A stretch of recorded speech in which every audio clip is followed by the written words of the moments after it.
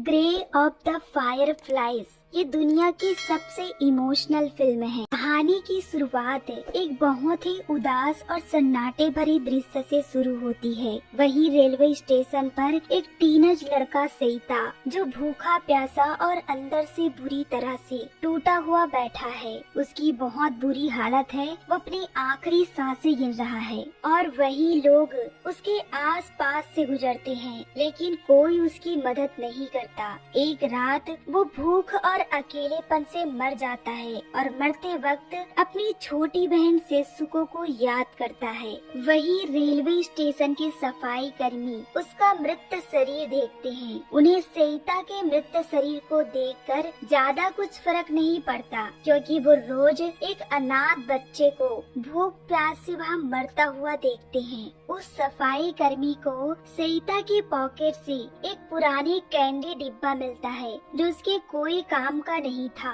वो उस डिब्बा को पास के गार्डन में फेंक देते हैं। वहीं कुछ ही पल में उस डिब्बा से बहुत सारे जुगनू बाहर निकलते हैं और एक चमकती हुई प्यारी सी छोटी बच्ची बाहर आती है, जो सेइता के मृत शरीर के पास जाने के लिए आगे बढ़ती है। तभी पीछे से कोई उसके कंधे पर हाथ रखता है। वो और कोई नहीं सेइता था। दरअसल ये दोनों भाई बहनों की आत्मा थी, जो एक ट्रेन पकड़कर एक अज्ञात जगह जाने के लिए निकल पड़ते हैं। और यहीं से फिल्म की मुख्य कहानी एक फ्लैशबैक में शुरू होती है। ये साल 1945 के द्वितीय विश्व युद्ध के अंत के समय का जापान है, जहाँ पर लगातार अमेरिका विनाशकारी परमाणु बमबारी कर रहे थे, जिससे बचने के लिए वहाँ के लोग किसी सेफ जगह शेल्टर की तरफ भाग रहे थे। वहीं पर सेइता कुछ खाने और जरूरत का सामान जमीन के अंदर छिपा रहा था, ताकि उसे युद्ध समाप्त होने के बाद इस्तेमाल कर सके।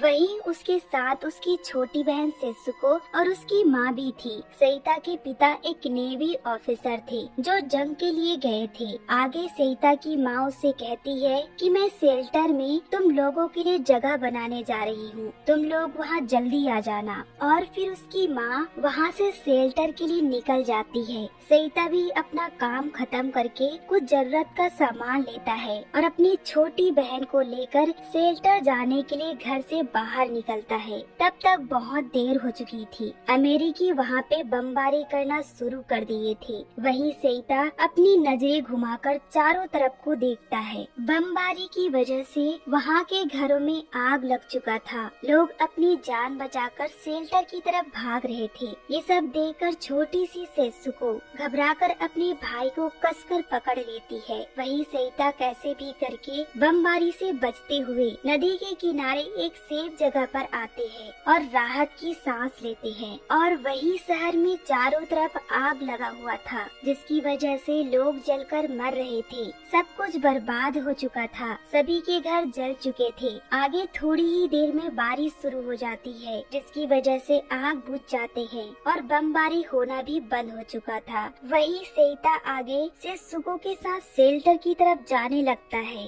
शेल्टर में पहुंचने के बाद उसे पहचानने वाली एक आंटी उसके पास आती है और उससे कहती है कि तुम्हें अपनी माँ से मिलना चाहिए, तब तक मैं सेत्सुको का ख्याल रख रही हूँ। ये बात सुनकर सेइता घबरा जाता है और दौड़ते हुए अपनी माँ की तरफ जाने लगता है। अंदर पहुँचने पर एक ऑफिसर उसे उसकी माँ की अंगूठी देता है और सेइता को उसकी माँ के पास ले जाता है। उसकी माँ बुरी तरह से जलकर मर चुकी थी। ये देखकर सेइता अपनी माँ के करीब बैठ जाता है और बड़े दर्द भरे शब्दों में माँ कह के पुकारने लगता है। जब वो शेल्टर से बाहर आता है, सेत्सुको का मासूम चेहरा देखकर उसके आँख के आंसू सूख जाते हैं। वही प्यारी सी सेत्सुको उसे देखकर माँ के पास जाने के लिए जिद करने लगती है। तभी सेइता उसे झूठा आश्वासन देते हुए कहता है कि माँ अभी थोड़ी सी बीमार है, जब वो ठीक हो जाएंगी तब मैं तुम्हें उसके पास ले जाऊंगा और अपनी माँ की अंगूठी उसके पॉकेट में डाल देता है। ये बात सुनकर सेसुको उदास हो जाती है और रोने लगती है।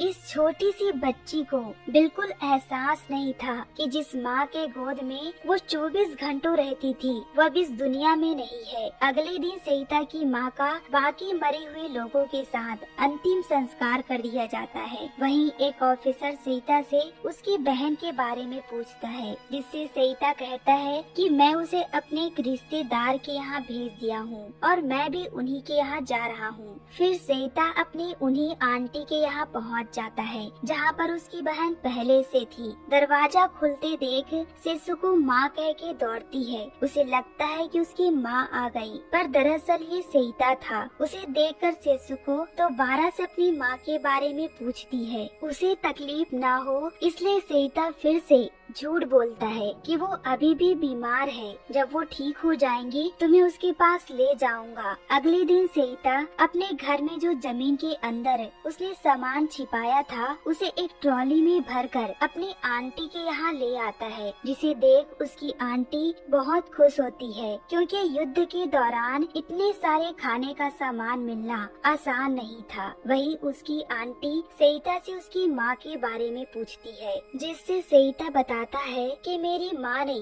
शेल्टर में ही अपना दम तोड़ दिया था। ये बात सुनकर आंटी उसे डांटने लगती है कि तुमने पहले मुझे क्यों नहीं बताया। तभी वहाँ पे सेसुको आ जाती है, जिसकी वजह से दोनों चुप हो जाते हैं। आगे सेइता को ही अपने पिता के वापस आने तक सेसुको का ख्याल रखना था। वो हमेशा उसे खुश रखने की कोशिश करता। कभी वो रात को उसे जुगनू पकड़ के देता तो कभी उसे बीच पर घुमाने ले जाता। एक दिन उसकी आंटी उसे कहती है कि तुम कहीं काम क्यों नहीं करते? क्या तुमने अपने पिता को अपने हालात के बारे में खत लिख के बताया है? जिससे सेइता कहता है कि मैं पहले जिस कारखाने में काम करता था वो बर्बाद हो चुका है और मैंने अपने पिता को यहाँ आने से पहले खत लिख दिया था। ये सुनकर आंटी कहती है कि अब तक तुम्हारे पिता का जवाब आ जाना चाहिए था। उसके बाद आंटी का रवैया उन दोनों बच्चों के प्रति बदल जाती है। वो उनका खाना कम कर देती है। वो कभी उन दोनों बच्चों को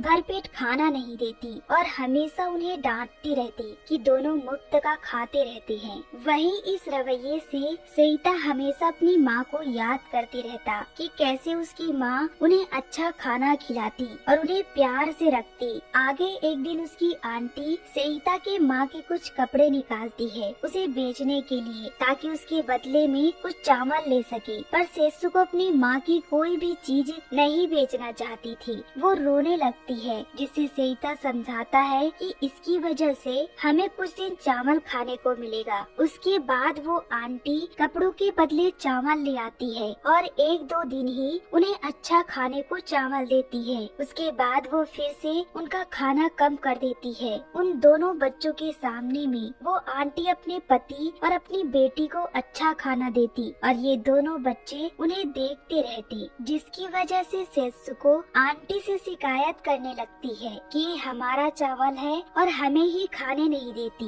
ये बात सुनकर आंटी दोनों बच्चों को चिल्लाने लगती है कि ऐसी बात है तो तुम दोनों अपना खाना अलग क्यों नहीं बनाते? तुम लोग यहाँ से चले क्यों नहीं जाते? वहीं सेइता की माँ के अकाउंट में कुछ पैसे जमा थे जो उस वक्त के हिसाब से बहुत ज्यादा थे, जिसे सेइता कुछ पैसे निकालने के लिए बैंक आता है। उसके साथ सेसुको भी थी। वहीं सेसुको एक बच्ची को उसकी माँ के साथ देखती है, जिसकी वजह से वो अपनी माँ को बहुत ज्यादा याद करने लगती है। आगे दोनों भाई बहन उस पैसों से कुछ बर्तन और राशन का सामान लेके घर पहुँचते हैं और उन लोगों से अलग खाना बनाकर खाते हैं। आज उन दोनों ने भरपेट खाना खाया था, पर भी वो आंटी को इससे भी चैन नहीं था। वो हमेशा उन्हें कोसती रहती। वहीं सेइता के पास एक कैंडी डिब्बा था। जब भी सेसुको अपना मासूम चेहरा बनाकर रोती, सेइता बड़े प्यार से उसी डिब्बा से कैंडी निकाल कर उसे खिलाता। उसी रात को जब सब सो रहे थे, सेसुको जोर जोर से से रोने लगती है क्योंकि उसे माँ के साथ सोने की आदत थी। वो रात को हमेशा इसी तरह रोती। उसका रोना सुनकर वो आंटी फिर से उन्हें डांटने लगती है कि तुम दोनों यहाँ से चले क्यों नहीं जाते, तुम्हारा और कोई रिश्तेदार होगा, उनके यहाँ चले जाओ। उन दोनों बच्चों का यहाँ पे रुकना मजबूरी हो चुका था क्योंकि उनकी माँ भी साथ में नहीं थी और न ही उनके पिता। इस समय सेइता अपने आप को बहुत ही लाचार महसूस करता है। वो अपनी छोटी सी बहन को गले से लगाकर घर से बाहर निकलता है और उसे चुप कराने की कोशिश करता है। तभी वहाँ पे सायरन बजने लगता है। इसका मतलब अमेरिकी वहाँ हमला करने वाले हैं। वहीं एक अनाउंसमेंट होती है कि सभी सुरक्षित जगह पर जाए। ये सुनकर सेइता अपनी बहन को लेकर वहाँ से भागने लगता है और भागते भागते नदी किनारे बने एक बंकर पर आते हैं। उस जगह को देखकर सेइता अपनी बहन से कहता है कि क्यों ना हम यहीं पर अपना घर बनाएं, जिससे तुम्हें उस आंटी की बातें सुननी नहीं पड़ेगी। ये बात सुनकर मासूम सेसुको बहुत खुश हो जाती है क्योंकि अब उन्हें आंटी के ताने नहीं सुनने पड़ेंगे। फिर दोनों भाई बहन वहाँ रहने के लिए मलबे से जरूरी सामान इकट्ठा करने लगते हैं और अपना पूरा सामान आंटी के घर से ले आते हैं। उन्हें जाते देखकर वो आंटी ये जानना भी जरूरी नहीं समझती कि आखिर वो जा कहाँ रहे हैं। वही दोनों अपने खाने के लिए बाजार से राशन का सामान भी ले आते हैं। बिना माँ बाप के बच्चे उस सुनसान बंकर को अपने रहने के लिए तैयार करते हैं और दोनों उसी दोपहर बड़े प्यार से खाना बनाते हैं और भरपेट खाना खाते हैं और दोनों एक लंबी सुकून की सांस लेते हैं क्योंकि यहाँ उन्हें कोसने वाला कोई नहीं था। उसी रात जब सेइता नदी में बर्तन धो रहा था तब सेसुको उसे सहमी आवाज में कहती है कि भैया यहाँ बहुत अंधेरा है। उसकी बातें सुन सेइता बहुत सारे जुगनू को इकट्ठा कर लेता है जिसकी वजह से वो जगह रोशनी से भर जाती है। ये देख मासूम सेसुको बहुत ज्यादा खुश होती है। दोनों काफी लंबे समय के बाद सुकून से सोते हैं। वहीं सुबह जब सेइता पानी लेकर वापस आ रहा था तब वो सेसुको को देखता है। वो पिछली रात मरे हुए जुगनुओं के लिए कब्र बना रही थी। वो जुगनुओं को दफनाते हुए बड़ी करुण आवाज में कहती है कि भैया माँ भी इसी तरह किसी कब्र में है। मुझे आंटी ने सब कुछ बता दिया था कि हमारी माँ अब इस दुनिया में नहीं है। उसकी ये बातें सुनकर सेइता को कुछ समझ में नहीं आता। वो फूट फूट कर रोने लगता है। जो ये बात वो छुपा रहा था उसकी मासूम सी छोटी बहन जान चुकी थी। आगे सेइता उसे कहता है कि मैं एक दिन तुम्हें माँ के कब्र के पास ले जाऊंगा। इसी तरह दोनों मासूम बच्चों का दिन उस सुनसान बंकर पर जैसे तैसे गुजर रहा था। अब उनके पास खाने को कुछ नहीं था और न ही उनके पास अब पैसे बचे थे। उन दोनों के कपड़े भी काफी पुराने हो चुके थे। एक दिन सेइता राशन के लिए एक किसान से मदद मांगने जाता है। वो किसान पहले भी सेइता का मदद किया था पर वो किसान इस वक्त मदद के लिए मना कर देता है। वो उससे कहता है कि मैं भले ही एक किसान हूँ पर मेरे पास भी अब चावल नहीं बचे हैं। तभी अचानक वहाँ पे अमेरिकियों ने हमला कर दिया जिससे देख दोनों भाई बहन एक टमाटर के खेत में छुप जाते हैं। दोनों बहुत ज्यादा भूखे थे। वो टमाटर देखकर उसे खाने लगते हैं और कुछ टमाटर वहाँ से तोड़कर अपने साथ घर ले आते हैं ताकि उसे बाद में खा सके। अगले दिन सेसुको अपने भाई से कहती है कि भाई मेरे पेट में बहुत ज्यादा दर्द हो रहा है। सेइता देखता है कि उसकी छोटी बहन के शरीर में बहुत सारे दाने निकल आए हैं और उसके बालों में बहुत जुए भी हो चुके थे। दरअसल सेसुको गंदे वातावरण में रहकर और गंदे पानी पीकर बीमार होने लगी थी जिससे वो बहुत ज्यादा कमजोर दिखने लगी थी। सेइता को अपनी छोटी बहन की हालत देखी नहीं जा रही थी। वो उसी रात को अपनी बहन के लिए गन्ना चुराने एक किसान के खेत में जाता है पर उस खेत का किसान उसे देख लेता है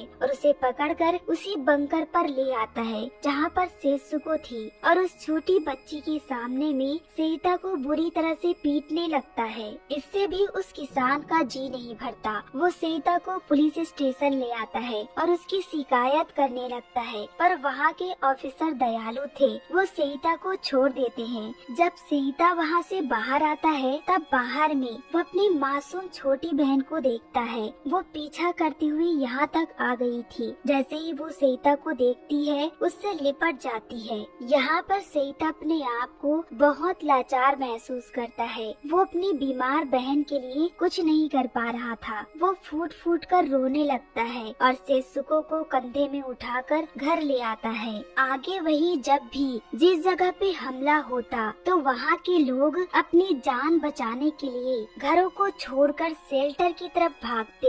इसी मौके का फायदा उठाते हुए सेइता अपनी जान जोखिम में डालकर घरों से खाना और जरूरत का सामान चुराता ताकि वो अपनी बहन को अच्छा खाना खिला सके। इसी तरह जैसे तैसे दोनों बच्चों के दिन गुजर रहे थे। सेत्सुको अब और बहुत ज्यादा बीमार होने लगी थी। एक दिन सेइता अपनी बहन की हालत देखकर उसे डॉक्टर के पास ले आता है और डॉक्टर से कहता है कि मेरी बहन को दवाई दीजिए जिससे वो जल्दी ठीक हो जाए। वही डॉक्टर सेत्सुको की हालत देखकर बताता है कि इसके शरीर में न्यूट्रिशन की कमी है, उसे भरपूर मात्रा में अच्छे खाने की जरूरत है। ये बात सुनकर सेइता अपनी प्यारी सी बहन को गोद में उठाकर हॉस्पिटल से बाहर आता है और वही रोड में पड़े हुए बर्फ के टुकड़े को उसके मुंह में रखता है और उसे कहता है कि तुम्हें बहुत भूख लगी है ना, तुम्हें और क्या खाना है, मैं वो सब कुछ लाऊंगा। ये सुनकर सेत्सुको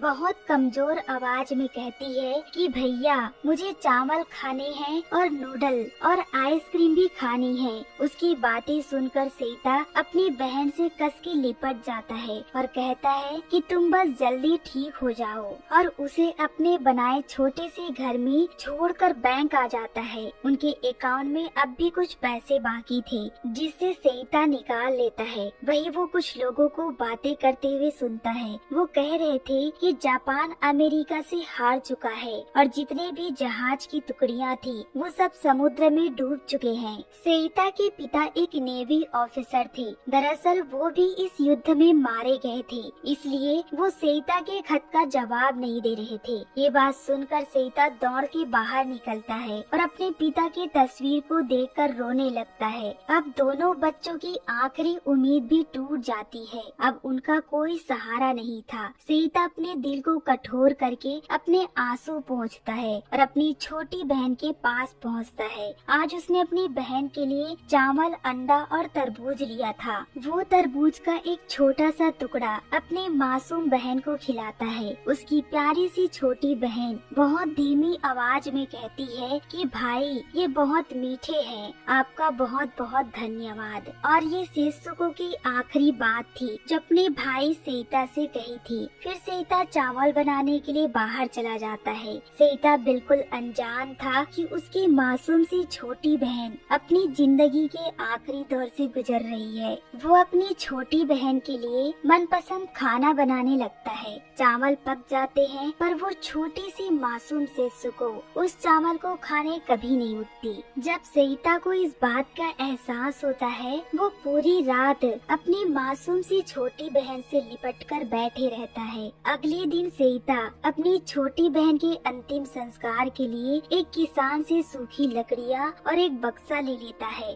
वहीं उस जगह पे सेइता के आँखों में अब केवल सेत्सुको की यादें बसी थी। वो खिलखिलाता चेहरा जो कभी झूले पर बैठता और कभी अपने भाई का इंतजार करती और कभी वो ऑफिसर बनने की कोशिश करती। वो जगह अब सेत्सुको के बिना वीरान हो चुका था। अब वो छोटी सी मासूम बच्ची इस निर्दयी दुनिया को छोड़कर जा चुकी थी। वही सेइता अंतिम संस्कार करने के लिए अपनी बहन के शव को एक बक्से में डालता है और साथ ही उसका मनपसंद खिलौना भी रखता है। वो काफी देर तक अपनी बहन का मासूम चेहरा निहारते रहता है और अपने दिल को कठोर करके उस बक्से में आग लगा देता है और अपनी बहन को अलविदा करता है। अब सेइता के पास कोई नहीं था, ना ही उसे भाई कहने वाली बहन थी और ना ही उनके माता पिता। वो एकदम अकेला हो चुका था। सेइता एक कैंडी की डिब्बी में अपनी बहन की अस्थियों को डालता है और फिर हमेशा के लिए उस जगह से चला जाता है। और फिर कहानी की शुरुआत में हमने सेइता को देखा था जो किस हालात में मरा था। जिस तरह जुगनू एक रात की रोशनी देते हैं और फिर मर जाते हैं, ठीक वैसे ही जैसे ये बिन माँ बाप के मासूम बच्चे युद्ध की आग आग